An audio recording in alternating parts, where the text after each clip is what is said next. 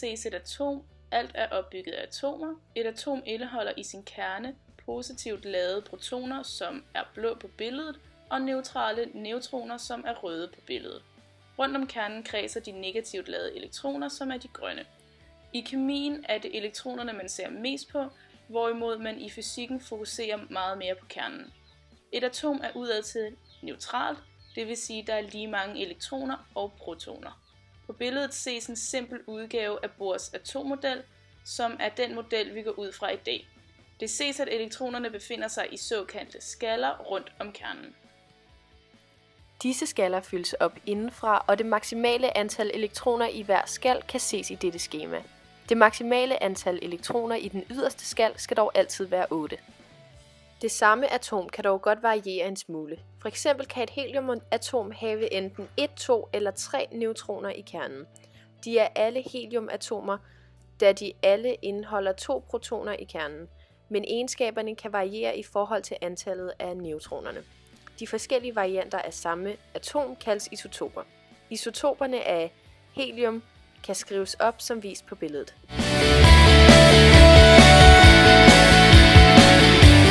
Her ses det periodiske system. Det periodiske system indeholder alle de 116 grundstoffer, vi kender til. Dog er kun 92 af disse fundet naturligt. Det periodiske system rangerer alle grundstofferne i 7 perioder, som er de vandrette rækker, og 8 hovedgrupper, som er de lodrette rækker. Under hovedgrupperne er der 18 undergrupper, men dem vil vi ikke komme så meget ind på. I første periode er det kun den første skal i grundstoffernes atomer, som er i brug, altså udfyldt af elektroner. I anden periode er det de 2 første skaller i grundstoffernes atomer, som er i brug. Således fortsætter systemet indtil periode nummer 7, hvor alle 7 skaller er i brug. I første hovedgruppe har grundstofferne kun 1 elektron i den yderste skal. I anden hovedgruppe har grundstofferne 2 elektroner i den yderste skal, og således fortsætter systemet indtil hovedgruppe 8, hvor alle grundstofferne har 8 elektroner i den yderste skal, undtagen helium. Alle grundstofferne i hovedgruppe 8 er gasser. Disse er ekstra stabile og kaldes ædelgasser. Alle de andre grundstoffer vil meget gerne ligne ædelgasserne, altså have 8 elektroner i den yderste skal. De andre grundstoffer kan kun ligne ædelgasserne ved enten at optage elektroner eller afgive elektroner. På denne måde kan flere atomer sætte sig sammen til et molekyle ved at dele elektroner.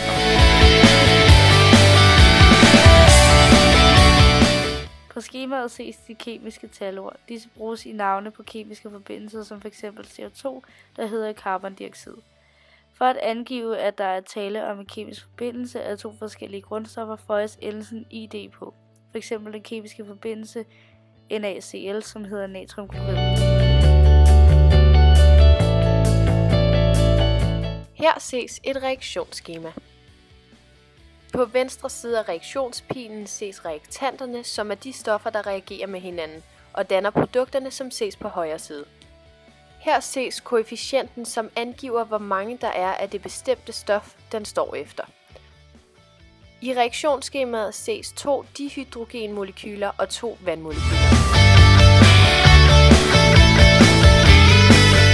I kemien er det vigtigt, at der altid er lige mange atomer på hver side af reaktionspilen. Dette balanceres ved afstemning. Det er her koefficienterne er vigtige, da det er den eneste faktor, vi må ændre på, da den ikke ændrer stoffets egenskaber. Her ses et ikke afstemt reaktionsskema. Det kan vi se, da der er flere atomer på venstre side af reaktionspilen i forhold til højre side.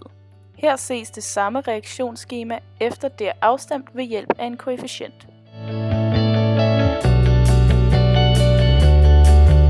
I kemien arbejder vi med 2 forskellige niveauer, nemlig mikro- og makroniveau. På mikroniveau betragter man de enkelte atomer og molekyler og interesserer sig f.eks. for, hvordan atomerne er bundet sammen i molekyler. På makroniveau betragter vi stoffernes egenskaber og de kemiske reaktioner, stofferne indgår i.